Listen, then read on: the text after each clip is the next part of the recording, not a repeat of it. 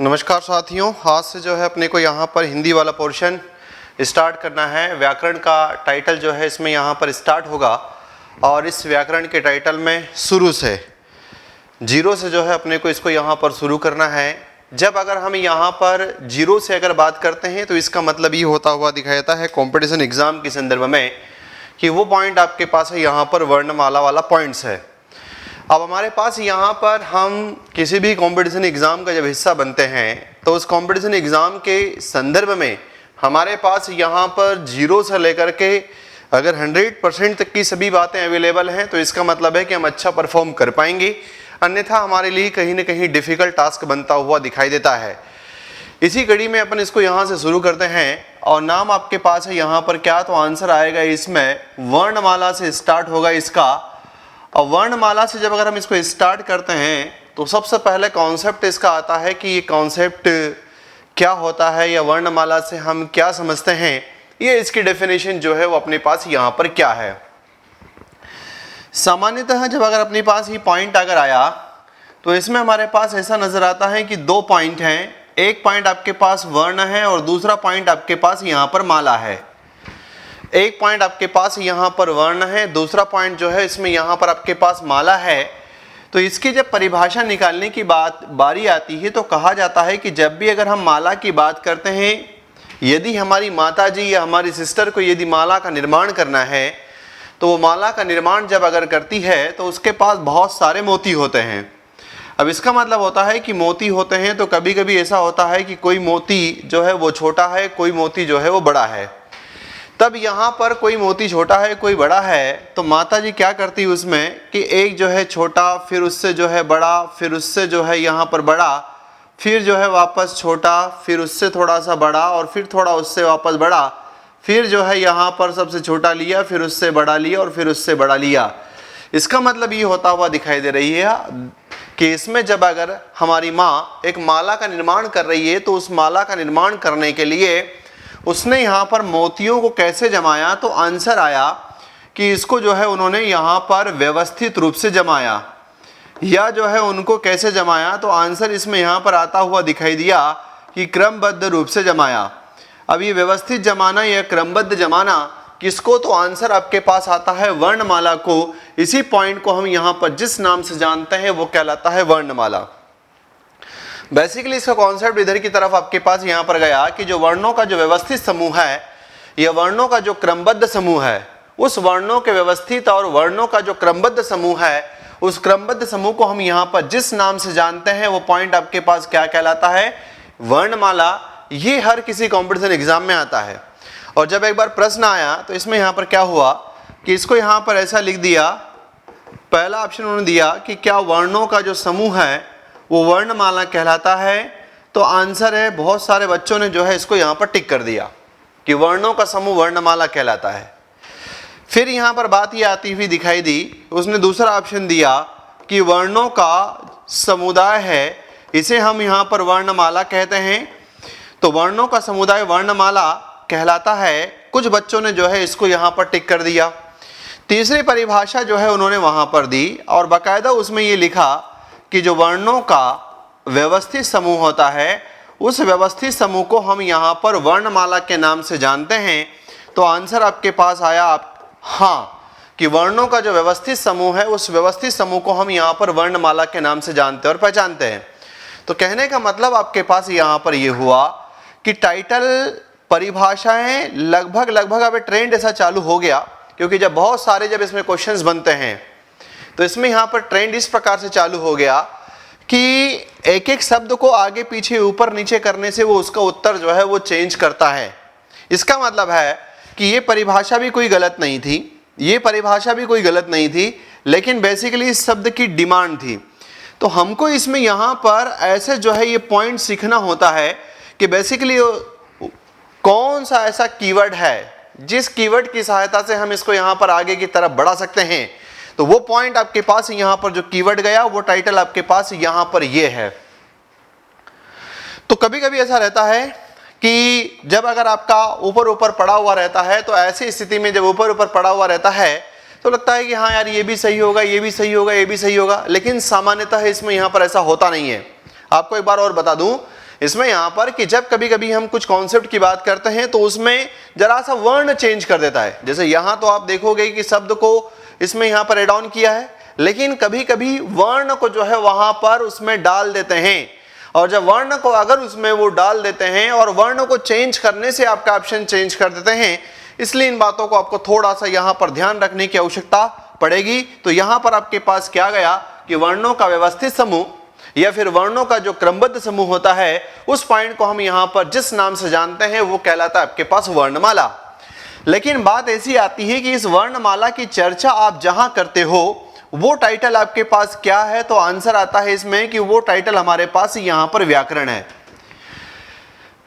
व्याकरण के अंतर्गत एक सामान्यतः बात होती है इसमें कि हम यहां पर रस की बात नहीं करते, छंद की बात नहीं करते, अलंकार की बात नहीं करते। अगर आपसे कभी पूछ ले कि क्या ये व्याकरण का हिस्सा है, तो आंसर है यहां पर आपके पास नहीं। जो पद्य की विधाएं होती है, जो काव्य की विधाएं होती है, बेसिकली वो आपके पास यहां पर व्याकरण का हिस्सा नहीं है। तो ऐसी स्थिति में वो जो है आपके पास यहां पर व्याकरण का हिस्सा नहीं है का कहने से मतलब आपके पास यहां पर क्या है, तो इसका मतलब आपके पास सामान्यतः ये होता हुआ दिखाई देता है कि जब हमको वो व्याकरण के अंतर्गत एक आध इस प्रकार का प्रश्न ले रहा है कि क्या आप व्याकरण में वर्णों का विचार करते हो, हाँ। फिर आगे कहता है कि व्याकरण में क्या हम यहाँ पर शब्द या पद का विचार करते हैं, तो आंसर आता है कि हाँ। क्या हम यहाँ पर व्याकरण में वाक्य का विचार करते हैं, आंसर है हाँ। लेकिन क्या व्याकरण में हम काव्य का विचार करते हैं, तो इसका आंसर आपके पास जाता है नहीं। तो ऐसा करके वो एक अपने को यहाँ पर प्रश्न दे रहा है इसमें, तो हमको ये बेसिकली व्याकरण के अंतर्गत जिस प्रकार की बातों को लेकर के चलते हैं उसमें आपके पास यहाँ पर 3 जो मेन टाइटलों में जाते हैं, जिसमें बहुत सारा जो है आधार स्तंभ आपके पास ये है, दूसरा आधार स्तंभ ये है, और तीसरा आधार स्तंभ आपके पास यहाँ पर ये है। ये एक अलग दुनिया है जिसको हम यहाँ पर काव्य और पद्य की दुनिया के नाम से जानते हैं।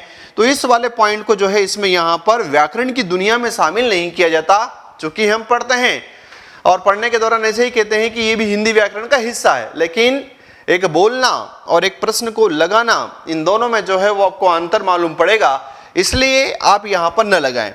बाई चांस अगर इसकी परिभाषा पर चला जाए कि परिभाषा इसकी क्या होती है, तो बेसिकली क्या कहा जाता है कि जैसे आपने कभी कभी अपना जो है एक सब्जेक्ट का नाम सुना होगा, वो नाम है आपके पास मान लो यहाँ पर समाजशास्त्र।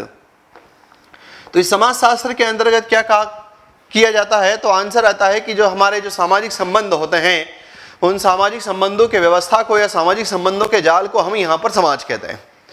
तो उसी प्रकार से जब आप समाजशास्त्र पढ़ते हो तो उसी प्रकार का एक टाइटल आपके पास यहाँ पर राजनीति शास्त्र होता है। मतलब यहाँ पर राजनीति से रिलेटेड सारी बातें जो है इसमें कहीं ना कहीं यहाँ होती हुई दिखाई देगी। एक तरफ आपने यहाँ पर समाजशास्त्र पढ़ा, दूसरी तरफ आपने यहाँ पर राजनीति शास्त्र पढ़ा। उसी प्रकार से जो है आप यहाँ पर अर्थशास्त्र पढ़ते हो। तो बेसिकली क्या है कि ये सब अलग अलग किताबें हैं, अलग अलग शास्त्र हैं।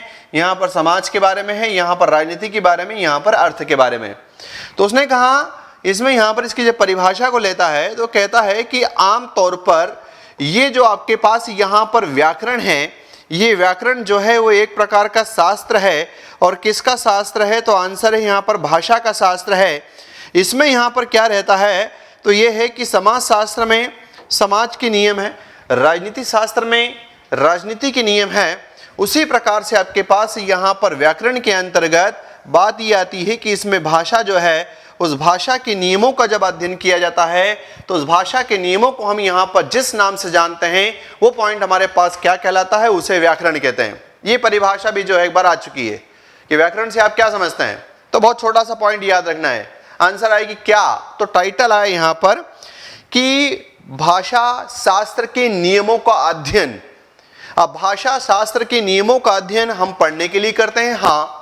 हमको सही तरीके से पढ़ते आना चाहिए, हाँ। हम जो है वो सही तरीके से सुनने के लिए करते हैं, आंसर यस।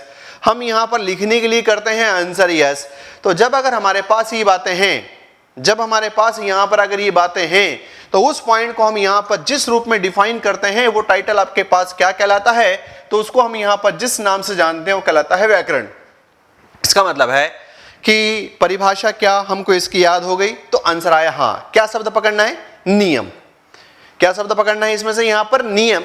और बात ये आएगी कि किसके नियम पकड़ने हैं, तो वो पॉइंट आपके पास आ जाएगा यहाँ पर भाषा के नियम का मतलब ये है, संधि पढ़ते हो तो नियम पढ़ते हो, जब अगर यहाँ पर समास पढ़ोगे तो नियम पढ़ोगे, उपसर्ग प्रत्यय पढ़ोगे तो नियम पढ़ोगे, जब वाक्य पढ़ोगे तो नियम पढ़ोगे, जब अगर हम यहाँ पर पदबंध पढ़ते हैं तो नियम पढ़ते हैं, संज्ञा सर्वनाम विशेषण की कॉन्टेक्स्ट में यहाँ पर इनके कुछ रूल्स रेगुलेशन कानून कायदे हैं, उनको पढ़ना पड़ता है। तो ये सब सारी बातें जो है वो आपके पास जहां जाती है वो टाइटल इसमें यहाँ पर क्या है, तो वो टाइटल है आपके पास व्याकरण।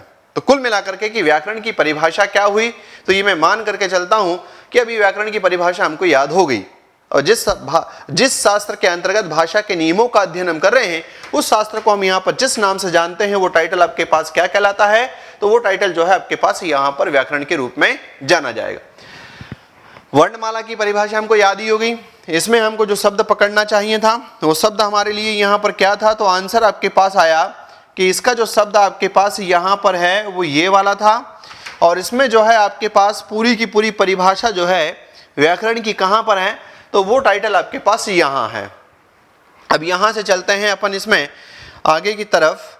जब आगे की तरफ अगर इसमें यहाँ पर चलें तो अगला पॉइंट आपके पास यहाँ पर ही आया कि एक टाइटल है आपके पास यहाँ पर इसमें अक्षर वाला, दूसरा पॉइंट आपके पास है यहाँ पर वर्ण वाला, तीसरा पॉइंट आपके पास आता है यहाँ पर शब्द वाला, कि अक्षर क्या होता है, वर्ण क्या होता है, शब्द क्या होता है। लेकिन उससे पहले कई बार आपसे जो है एक प्रश्न इसमें यहाँ पर पूछ लिया जाता है, और ये इसमें यहाँ पर पूछ लिया जाता है कि जो हमारी वर्णमाला है, इस वर्णमाला में कितने वर्ण होते हैं। तो इसका आंसर आपके पास ये जाता है कि जितना समय आपको एक राष्ट्रगान को गाने में लगता है, जितना समय आपको एक राष्ट्रगान को गाने में समय लगता है, उतना जो है वो आपको यहाँ पर वर्णमाला के वर्णों का जो है वो संख्या याद रखनी है। बात ध्यान से सुनिएगा, एक याद रखने का एक तरीका है। जब आप राष्ट्रगान की बात करते हो तो आप कितने 52 सेकंड में जो है वो अपन उसको वहां पर गाते हैं, आंसर आता है यस। तो ऐसी ही स्थिति में आपके पास यहाँ पर जब इस पॉइंट को अगर आप लेते हो तो इसका मतलब आपके पास यहाँ ये होता हुआ दिखाई दिया कि हाँ इसमें आपके पास वर्णमाला में वर्ण 52 है। अब आप कहेंगे कि हमारा लूसेंट जो है इतना बताता है, हमारा ये जो है इतना बताता है, हमारा वो उतना बताता है, किसी से कोई मतलब नहीं है। बेसिकली अब यहाँ पर जो है आजकल एक ऑथेंटिक जोन चलने लग गया, और ऑथेंटिक जोन क्या होता है, वो टाइटल है आपके पास एनसीईआरटी। जब भी अगर यहाँ पर प्रश्नों की बात आती है, चाहे हम बड़ी बड़ी यहाँ पर एग्जाम्स की अगर बात करते हैं तो उसमें ये, या फिर हमारे पास बहुत फेमस राइटर यहाँ पर कि जिनका आप यहाँ हाईलाइट कर लो, ये हिंदी से रिलेटेड जो है वो बहुत बड़ी बड़ी आपके पास संस्थाएं जिनको आप यहाँ पर हाईलाइट कर लो, तो वो पॉइंट इसमें यहाँ पर जाते हुए दिखाई देते हैं। दूसरा नाम इसमें यहाँ पर आता है केंद्रीय, उसके बाद में आपके पास यहाँ पर हिंदी, और एक शब्द जो है वो है आपके पास यहाँ पर संस्थान। तो ये जो है आपके पास एनसीईआरटी और केंद्रीय हिंदी संस्थान जैसे जो टाइटल हैं, ये कहते हैं कि हमारी वर्णमाला में कितने वर्ण हैं। तो इसका आंसर आपके पास यहाँ पर ये जाता है कि हमारी वर्णमाला में 52 वर्ण हैं। फिर यहाँ पर जब अगर आपसे बात आती है कि वो 52 जो है वो आपके पास वर्ण कौन से हैं, इसको अभी अपन देखेंगे। उससे पहले इसकी परिभाषा, सबसे पहला पॉइंट अगर आपके पास यहाँ पर आता है तो पॉइंट आता है यहाँ पर आपके पास अक्षर। जब अक्षर की अगर हम यहाँ पर बात करते हैं तो इसमें की परिभाषा इसकी क्या है, यहाँ पर इसकी परिभाषा को खत्म कर दो, यहाँ इसकी डेफिनेशन खत्म कर दो और कह दो आमतौर पर इसमें कि जो मुख से निकलने वाली ध्वनियां होती है, उन ध्वनियों को जिस नाम से जानते हैं वो टाइटल हमारे पास क्या कहलाता है, तो उसको हम यहाँ पर अक्षर के नाम से जानते हैं। मुख से निकलने वाली ध्वनियां को हम यहाँ पर जिस नाम से इंटरप्रेट करते हैं वो पॉइंट आपके पास है यहाँ पर अक्षर। दूसरा पॉइंट ऐसा आता है इसमें यहाँ पर कि जिन ध्वनियों का उच्चारण एक झटके में कर दिया जाता है, उन ध्वनियों को हम यहाँ पर जिस नाम से जानते हैं वो टाइटल आपके पास कहलाते हैं अक्षर। दूसरी परिभाषा इसकी आती है कि जिन ध्वनियों का उच्चारण हम यहाँ पर उच्चारण के एक झटके में कर दें, उस पॉइंट को हम यहाँ पर जिस नाम से इंटरप्रेट करते हैं वो टाइटल आपके पास क्या कहलाता है, तो उसको हम यहाँ पर अक्षर के रूप में इंटरप्रेट करते हैं। अब यहाँ पर इसमें कभी कभी एक पॉइंट ऐसा चलता है कि क्या आपके पास अक्षर के कुछ टाइप्स हैं, तो आंसर आता है कि हाँ, पर इसमें यहाँ पर संख्या निर्धारण जो है वो थोड़ा सा इसमें डिफिकल्ट टास्क है, क्योंकि इसमें यहाँ पर क्या ऐसा चलता है एक टाइटल आपके पास आया एकाक्षरी, दूसरा पॉइंट आपके पास यहां पर आया वो टाइटल है इसमें यहां पर द्विअक्षरी, तीसरा जो है इसमें यहां पर पॉइंट आपके पास आता है वो है इसमें त्रिअक्षरी। तो ये जो है आपके पास यहां पर इस प्रकार से इनकी सीरीज बढ़ती है। जैसे जब अगर आप यहां पर इसको कहोगे तो ये आपके पास एक अक्षरी है आ, जब अगर हम यहां से जाएं आगे की तरफ तो ये पॉइंट जो है वो आपके पास यहां पर दो अक्षरी गया आया। आप यहां से इसमें आगे की तरफ अगर बढ़ोगे तो ये जो है इसमें यहां पर तीन अक्षरी गया, आंसर इसमें क्या, तो टाइटल आपके पास आया आइए। फिर उसी प्रकार से यदि आप चार अक्षरी की बात करोगे तो ये टाइटल जो है वो गया आपके पास यहां पर आइएगा। तो ये टाइटल आपके पास यहां पर इस रूप में इसको डिफाइन होते हैं।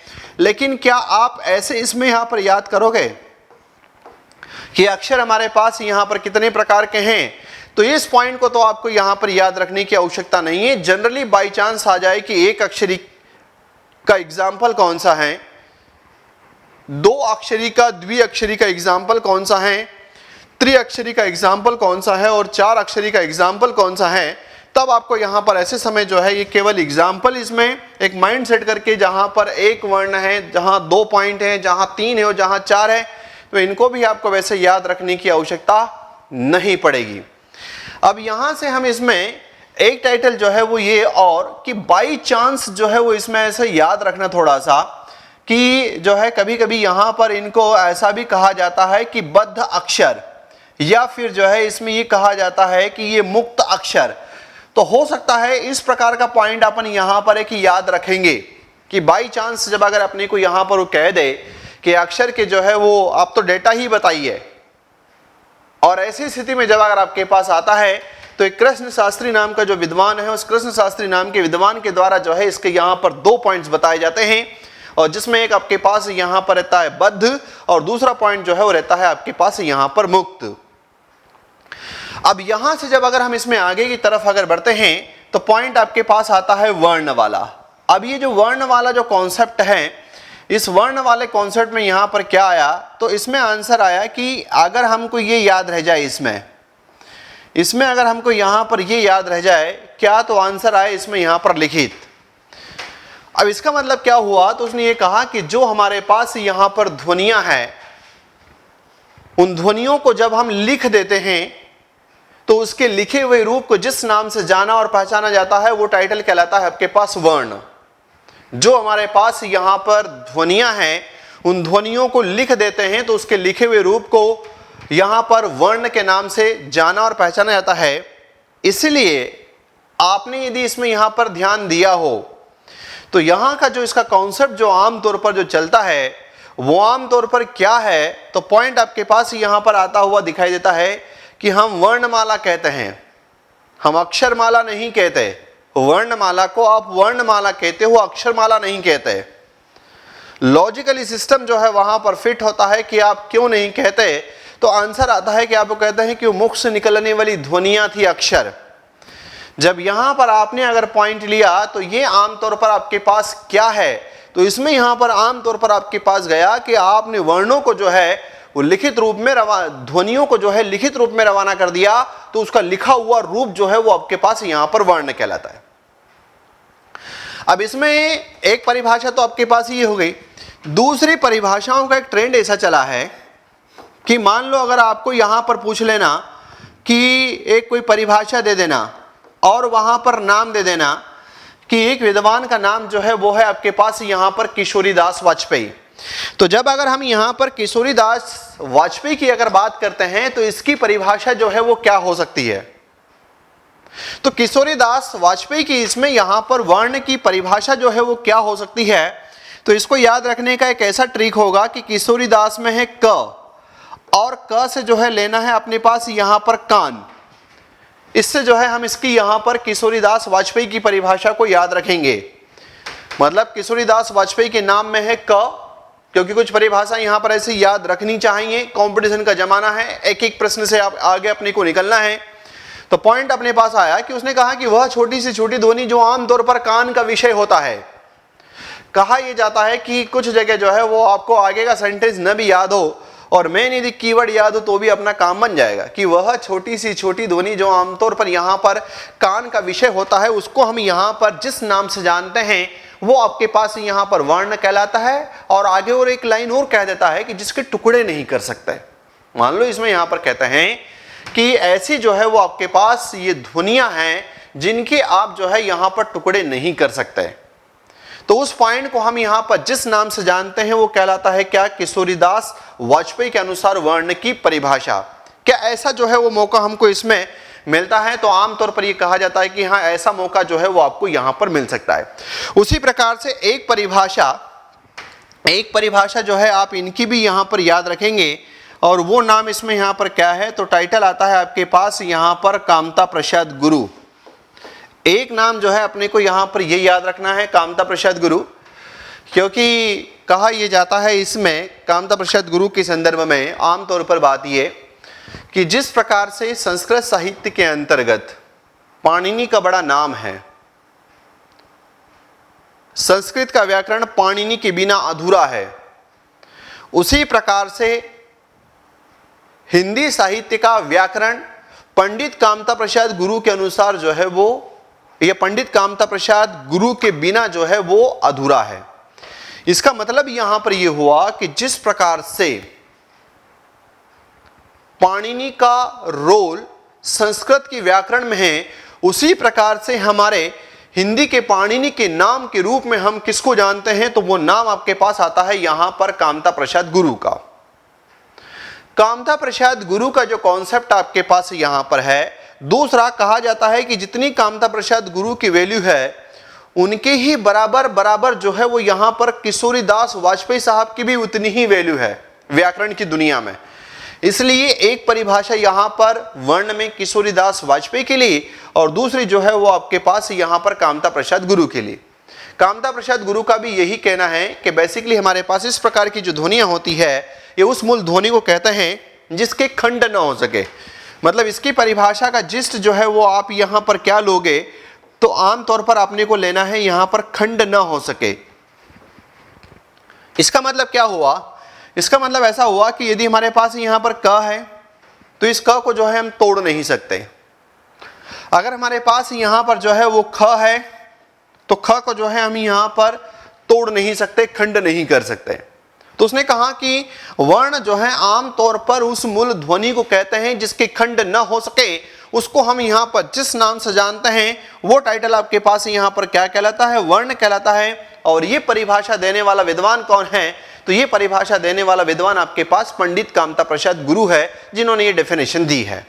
ठीक है, तो यहां से आपके पास ये इसका जो है कॉन्सेप्ट आपके पास हुआ। फिर अपन यहां से इन दोनों के बाद में अगले किसी टाइटल की तरफ बढ़ते हैं तो पॉइंट आपके पास आता है यहां पर शब्द वाला। ये क्या है?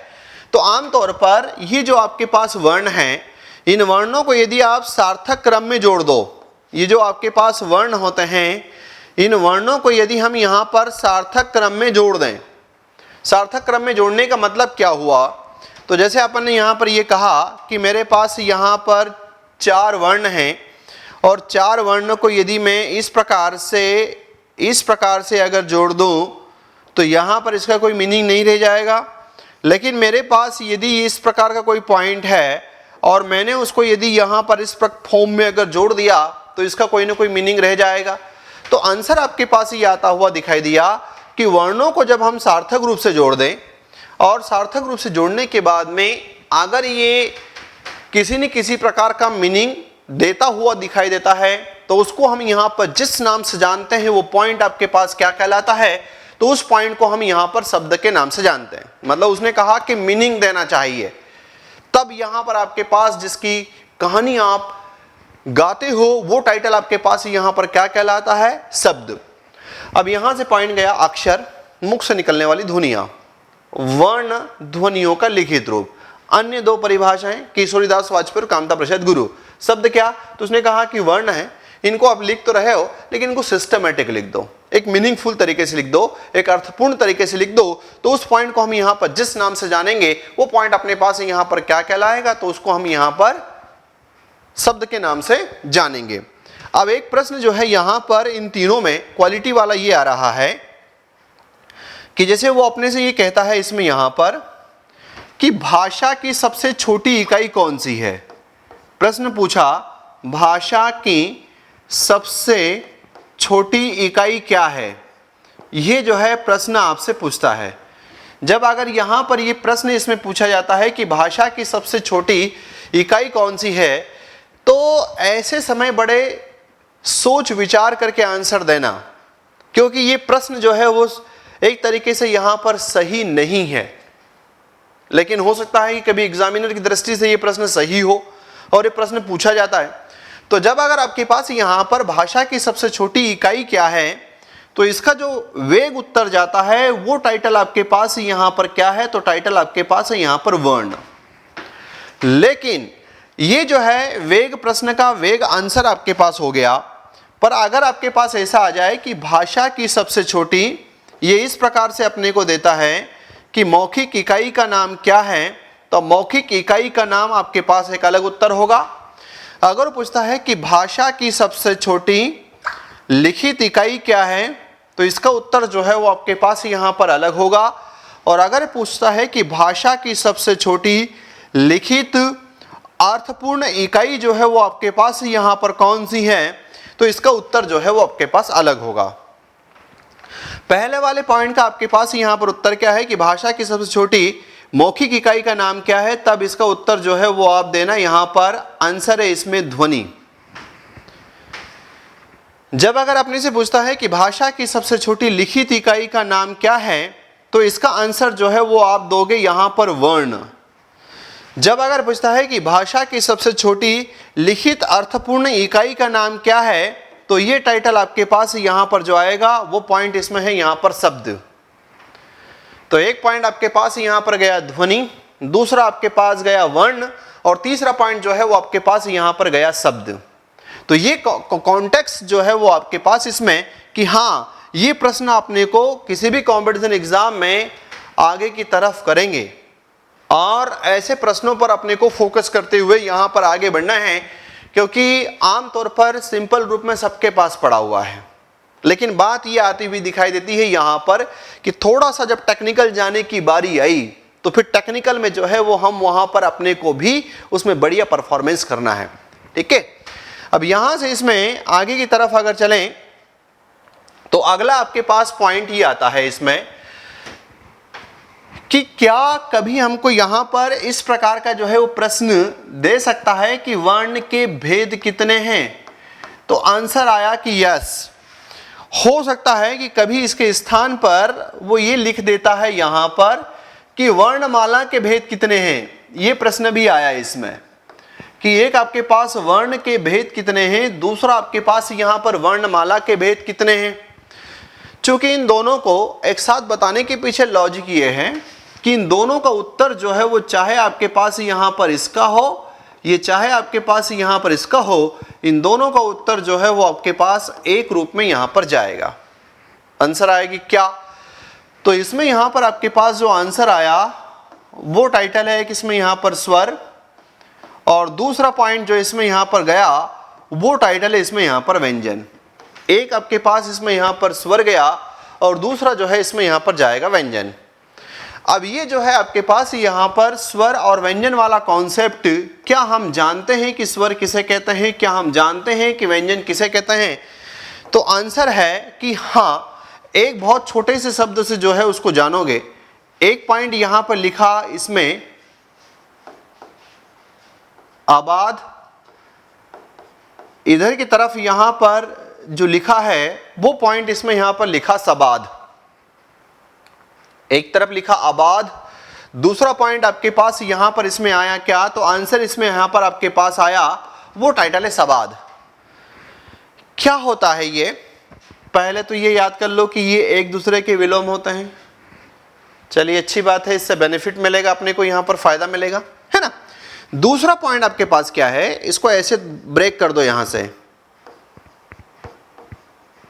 और ये बन गया आपके पास अ प्लस बाद, इसको भी यहां से ब्रेक कर दो, ये बन गया आपके पास यहां पर स प्लस बाद। ठीक, अब यहां से भी मीनिंग नहीं समझ में आया, बोले नहीं समझ में आया, कोई बात नहीं है इसमें। तो उसने कहा बाद का मीनिंग क्या, तो बाध का मीनिंग होता है बाधा, बैरियर, ऑब्स्टेकल्स। इस बाध का मतलब भी होता है आपके पास यहां पर बैरियर या बाधा या ऑब्स्टेकल्स। सामान्यतः जब किसी के साथ में स लगा रहता है तो आप ये कह देते हो साथ में है, तो आंसर आया है कि क्या, तो आंसर आया बाधा। जैसे आपने कहा आप कहीं घर से बाहर गए पूरे परिवार सहित, आपके पिताजी से किसी ने पूछा कौन कौन आए हैं, वो कहते हैं सपरिवार आए हैं। सपरिवार आए हैं इसका मतलब है कि सारे परिवार के लोग साथ में हैं। तो स का मतलब होता है साथ में, सदेह, देह के साथ में। तो उसी प्रकार से आपके पास यहां पर स ये बताता है साथ में है। पॉइंट आपके पास आया अ, ये बताता है नकारात्मकता को। बोले अमर, बोले न मर, बोले अनावश्यक, बोले न आवश्यक। तो ये जो पॉइंट आपके पास है बताता है क्या, तो आंसर है यहां पर नकारात्मकता को, नहीं को। तो उसने कहा कि बाधा नहीं होगी और इसमें कहा कि बाधा होगी। बस यहां से इसकी परिभाषाओं को बहुत लंबे समय तक आप संभाल करके रख सकते हो।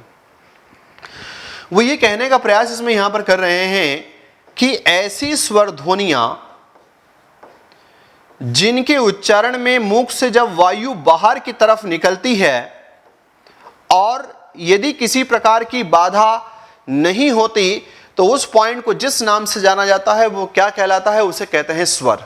वे ध्वनियां जिनके उच्चारण में मुख से निकलने वाली वायु बिना किसी बाधा के बाहर निकल जाती है तो उसे हम यहां पर कहते हैं स्वर।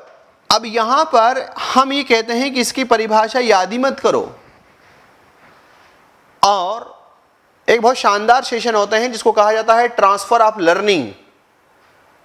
इसका मतलब आपके पास यहां पर क्या हुआ, इसका मतलब होता है कि एक जगह सीखी हुई चीज को दूसरी जगह जो है वो आप पहुंचा दो, उसको कहा जाता है ट्रांसफर ऑफ लर्निंग।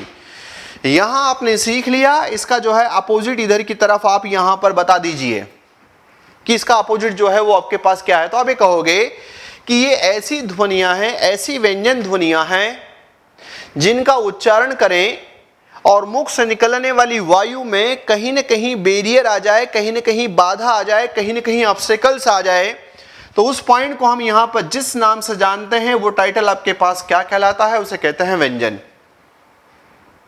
पर एक बार एक परिभाषा ये आ गई थी जिसका शब्द यहां पर काम का था, वो टाइटल क्या, तो इसमें यहां पर आपके पास शब्द है इसमें स्वतंत्र,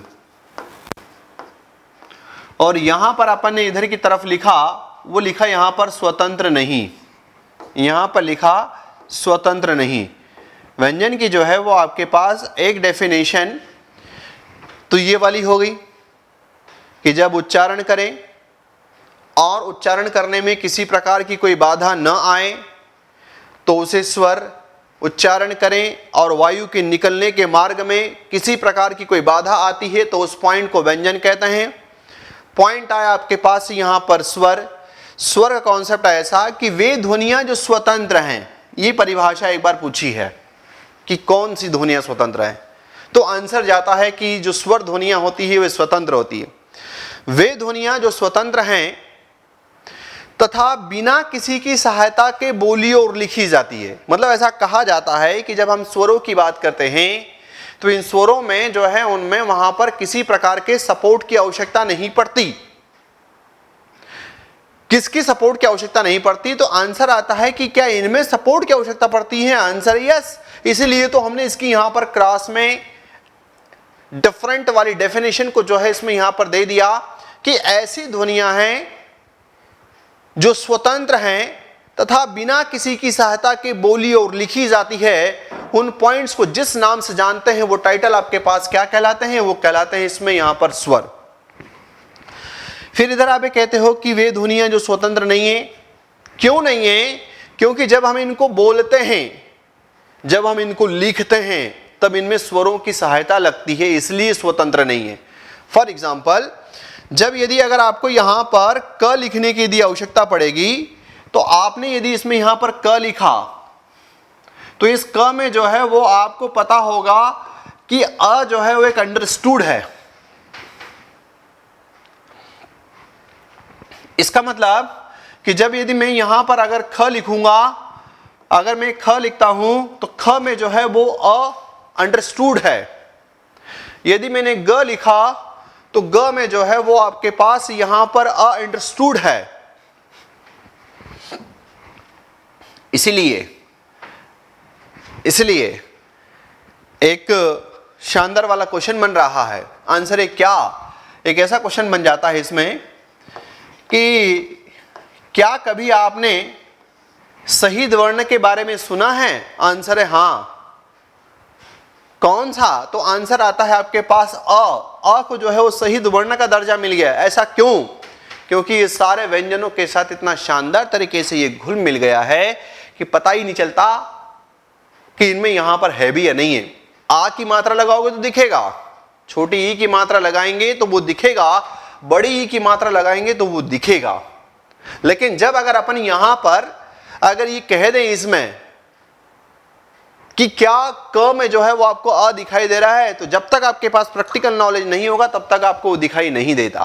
तो यहां पर अपने पास स्थिति इसमें ये आती हुई दिखाई दी कि जब अगर अपन इसमें कहें कि व्यंजन वे ध्वनियां हैं जो स्वतंत्र नहीं है, अर्थात जिन्हें स्वरों की सहायता से बोला और लिखा जाता है, उस पॉइंट को हम यहां पर जिस नाम से जानते हैं वो कहलाता है आपके पास व्यंजन। तो इसकी परिभाषा केवल एक शब्द के बिहाव पर उन्होंने अलग अलग करवा दी थी, इसलिए जो है आप यहां पर थोड़े से चौकन्ने रहिएगा। ठीक है, अब यहां से जब इसमें आप आगे की तरफ बढ़ोगे तो एक विवादास्पद प्रश्न ये कि इनकी संख्या कितनी है। कभी जो है वो आप अपने उत्तर को बहुत ज्यादा डायलेमा में ले जाने की जरूरत नहीं है। आपका आंसर आपके पास यहां पर क्या है, तो वो टाइटल है इसमें 11। जब इधर की तरफ अगर बात करें कि ये जो है इनकी संख्या कितनी है, इनकी संख्या जो है वो कितनी है, तो पहली मर्तबा मौलिक रूप से जो आप यहां पर इसका जो आंसर लेंगे वो आंसर आप यहां पर क्या लेंगे, तो आंसर आपके पास आएगा यहां पर 33। अब ये है कि जब इसको 11 और 33 को जब अगर अपन जोड़ते हैं तो इनका योग तो दोनों को मिल करके जो है वो आपके पास यहां पर 44 जाता है, 44 जाता है। तो फिर बाकी की यहां पर स्थिति क्या, तो बाकी का क्लासिफिकेशन देखेंगे। लेकिन ये है कि आप कहेंगे हमारी जो है वो लुसेंट में ये लिखा हुआ है या किस में क्या लिखा हुआ है, ठीक है, वो लिखा हुआ अपनी जगह है। हम यहाँ पर ऑथेंटिक आंसर एनसीईआरटी के अनुसार, केंद्रीय हिंदी निदेशालय के अनुसार जब अगर बात करते हैं तो वहां पर आपके पास ऑथेंटिक आंसर जो है इसका 11 जाएगा, इसका जो है वो आपके पास 33 जाएगा। लेकिन प्रश्नों का ट्रेंड चेंज हो गया। कैसे? एक बार उन्होंने क्या पूछा इसमें कि जैसे ये आपके पास यहाँ पर 11 हैं, तो बात आती हुई दिखाई दी कि 11 कौन कौन से हैं, तो आपने ये फटाक से जो है ये यहां पर इस रूप में जो है वो आपने यहां पर 11 बता दिए कि ये टाइटल जो है वो हमारे पास यहां पर 11 ये पॉइंट है ना। जब अगर हमारे पास ये 11 पॉइंट जो है इसमें यहां पर आते हुए दिखाई दिए तो फिर इसमें ऐसा लगा, और क्या उसने क्वालिटी वाला प्रश्न बनाया। प्रश्न उसने ऐसा बनाया कि एक विदेशी स्वर सहित हिंदी में स्वरों की संख्या कितनी है। अब वहां पर उसका आंसर जो है उसने लिया 12। अब आप घर से याद करके गए, आपको तो लगेगा कि अरे हमको तो 11 बताया गया। ये प्रश्न जो है पहली बार देखने में आया है। इस प्रकार के प्रश्न जो है वो आमतौर पर, इसका मतलब है कि एग्जामिनर्स भी जो है वो आप यहां पर जब अपन सतही लेवल का पढ़े हुए रहते हैं तो उनसे एक कड़ी आगे का सोचना उन्होंने चालू कर दिया। तो पॉइंट यहां पर आया कि एक विदेशी स्वर सहित हिंदी में स्वरों की संख्या कितनी है। तो बेसिकली विदेशी स्वर की बात आई तो विदेशी स्वर में इसका नाम जाता है। ये एक अंग्रेजी भाषा का स्वर है। आंसर आया कि इसमें यहां पर अंग्रेजी का जो है वो आपके पास इसमें स्वर है, तो क्या, तो आंसर आपके पास आया आ। और ये जो है आप कैसे समय इसको देखते हो, जब अगर आपको कॉलेज लिखना है तो आप यहां पर ये देखोगे। जब अगर आपको कॉलेज लिखना है तो आपने जो है यहां पर ये देखा, तो इसका मतलब ये होता हुआ आपके पास दिखाई दिया कि जब हमने यहां पर कॉलेज के दौरान जो है इसमें आ जो लगा हुआ है वो आपके पास ये है, आंसर ये। ऑफिस लिखोगे तो ये है, डॉक्टर है तो आपके पास ये है। तो ऐसे समय आपका जो रटा रटाया उत्तर था वो खत्म हो गया, और ऐसे समय वहां पर उत्तर लगा करके आना था, वो पॉइंट आपके पास है यहां पर 12। इसलिए जब इसके प्रश्न आते हैं तो यहां पर ऐसा पूछा जाता है कि व्यंजनों की संख्या कितनी है, तो अपने कहा 33, ठीक है। अब इन 33 में क्या लेते हैं, तो जब ये 33 का डेटा जब इसमें यहां पर चलता है तो बेसिकली इसमें लेते हैं एक तो आपके पास यहाँ पर स्पर्श वाले जो व्यंजन होते हैं, एक 25 का गुच्छा लेते हैं, जो सामान्यतः आपको शायद पता होगा क से लेकर के म तक।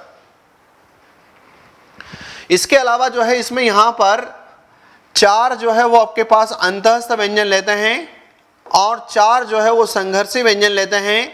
इनको लेकर के जो है वो आपके पास यहाँ पर 33 का योग बनाते हैं। इस प्रकार से ये 25 और 4 29 और 4 आपके पास 33। इनमें नाम आता है आपके पास यरलव और इसमें यहाँ पर आपके पास नाम आता है शकर, षटकोण, सरपंच और ह। ये जो है आपके पास इसमें यहाँ पर पॉइंट आते हैं। अब इनमें मान लो कि अगर ऐसा प्रश्न पूछ ले 33 में कि 2 आगत व्यंजन या हिंदी में आगत व्यंजनों सहित या हिंदी में विकसित व्यंजनों सहित व्यंजनों की संख्या कितनी है, तो फिर आप ये कहोगे यहां पर कि 33 और 2 35, क्योंकि विकसित व्यंजन आपके पास 2 हैं। अगर प्रश्न इस प्रकार का पूछ लेते हैं कि हिंदी में संयुक्त व्यंजनों सहित व्यंजनों की संख्या कितनी है, तो 33 और 4 आपके पास यहां पर 37, क्योंकि संयुक्त व्यंजनों की संख्या कितनी है, आंसर आपके पास 4। कौन कौन से, अक्षत्र, ज्ञस्त्र। तो ये जो है पॉइंट आपके पास यहां पर। अब ये नए प्रकार के जो नए ट्रेंड के जो प्रश्न हैं, इन प्रश्नों से भी जो है वो अपने को कहीं ना कहीं मुलाकात करनी है, ये इनसे जो है अपने को यहां पर सामना होना चाहिए। ठीक है, तो ये पॉइंट आपके पास यहां पर कि इससे रिलेटेड बाई चांस अगर आ जाए। अब अगर अपन इसका यहां आज अगर इसमें यहां पर समरी वाले पॉइंट में देखोगे तो सबसे पहले जो है अपने शुरू किया था यहां पर वर्णमाला से, एक माला बना ली मोतियों की, लेकिन क्रम से रखा, क्योंकि आगे पीछे ऊपर नीचे छोटा बड़ा कहीं भी रख दिया तो मामला गड़बड़ हो जाएगा। माता जी की माला, बहन की माला जो है वो सुंदर नहीं दिखेगी। फिर उसी प्रकार से आपके पास यहां पर पॉइंट आया कि अच्छा चलो ठीक है, व्यवस्थित समूह वर्णमाला कहलाता है। कितने हैं, तो आंसर याद कर लिया कि इनकी संख्या जो है वर्णमाला में वर्ण कितने हैं, तो आंसर आपके पास यहाँ पर 52। इसके साथ में एक परिभाषा यहाँ पर देखी थी व्याकरण की, आ चुकी है कि जो पढ़ने में, जो लिखने में जो आपको मदद करता है, ऐसे शास्त्र को आप यहाँ पर किस नाम से आइडेंटिफाई करते हो, तो ऐसा शास्त्र जो है वो आपके पास यहाँ पर व्याकरण कहलाता है। फिर यहाँ से जब एक ये कि व्याकरण का जो है कौन सा मुख्य घर नहीं है, तो ये काव्य वाला घर नहीं है। व्याकरण का घर है वर्ण, व्याकरण का घर है शब्द या पद, और व्याकरण का घर है वो है आपके पास यहाँ पर वाक्य। फिर यहाँ से इसमें जब आगे की तरफ बढ़े तो अगला पॉइंट आपके पास ये था कि ये 52 का जो डेटा है वो कौन बताता है ऑथेंटिक रूप से, तो जो इसका आंसर गया वो है आपके पास एनसीईआरटी और केंद्रीय हिंदी निदेशालय। फिर यहाँ से बाहर निकले तो पॉइंट आपके पास आया अक्षर। इस अक्षर के कॉन्टेक्स्ट में आपके पास एक कंटेंट गया कि अक्षर क्या है, तो मुख से निकलने वाली ध्वनियां या ऐसी ध्वनियां जिनका उच्चारण एक झटके में कर दिया, उन्हें जो है हम यहाँ पर अक्षर के नाम से जानते हैं। फिर यहाँ पर इसके लिए एक वेग वाला प्रकार कितने होते हैं, तो जनरली इसका जो है कोई डेटा फिक्स नहीं है, जहाँ पर एकाक्षरी, द्विअक्षरी, त्रयाक्षरी, 4 अक्षरी आपने कहा। लेकिन दूसरी तरफ आपके पास पॉइंट आया कि अक्षर और कितने प्रकार के होते हैं, तब उसका आंसर आपके पास गया बद्ध और मुक्त, है ना। तो एक माइंड में प्रश्न चल रहा होगा आपके लिए, होमवर्क इसमें यहाँ पर रहेगा कि बद्ध अक्षर किसे कहते हैं, मुक्त अक्षर किसे कहते हैं। ऑनलाइन वाले भी जो बैठे हुए हैं वो भी, और ऑफलाइन वाले भी। फिर यहाँ पर आपके पास वर्ण किसे कहते हैं, तो वर्ण वाला जो पॉइंट आपके पास है कि वर्ण किसे कहते हैं, तो आपने कहा ध्वनि को लिख दिया तो वर्ण कहलाया। 2 परिभाषाएं दूसरी देखी कि किशोरीदास वाजपेयी क्या कहते हैं, तो उसने कहा कि उस छोटी से छोटी ध्वनि को कहते हैं जो आमतौर पर कान का विषय होता है। फिर यहाँ पर अरे कामता प्रसाद गुरु साहब ने इसकी परिभाषा क्या दी, तो इसकी परिभाषा दी आमतौर पर कि वर्ण उस मूल ध्वनि को कहते हैं जिसके खंड न हो सके। फिर यहाँ से जब आगे की तरफ अगर इसमें निकले तो अगला पॉइंट आपके पास आया कि शब्द किसे कहते हैं, तो पॉइंट आपके पास आया कि शब्द किसे कहते हैं, तो शब्द का कॉन्सेप्ट आपके पास क्या गया, तो आंसर यहाँ पर आपके पास आया कि वर्णों को सार्थक रूप से जोड़ दिया तो उसे शब्द कहते हैं।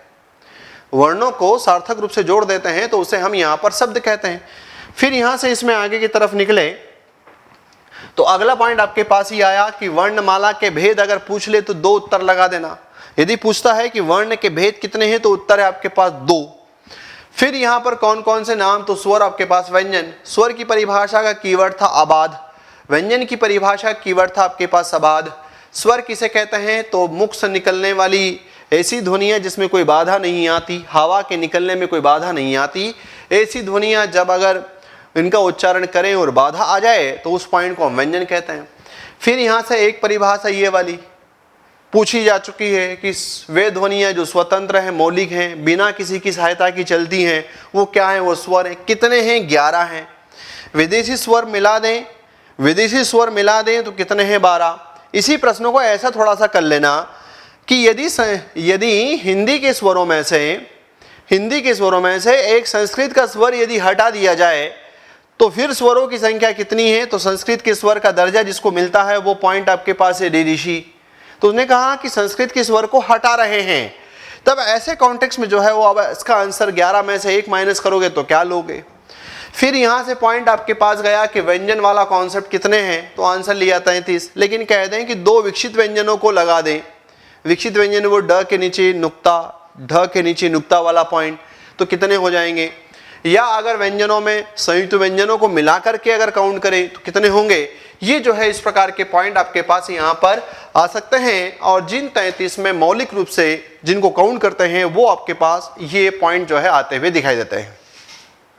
ठीक है, तो ये टाइटल आपके पास यहाँ पर क्या, तो वर्णमाला में आज जो है वो हम यहाँ इसमें स्वर और व्यंजन की परिभाषा तक पहुँचे हैं।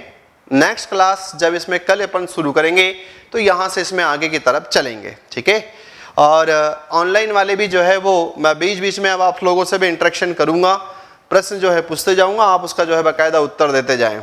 आज इस क्लास को यहीं रोकते हैं। जय हिंद, जय भारत।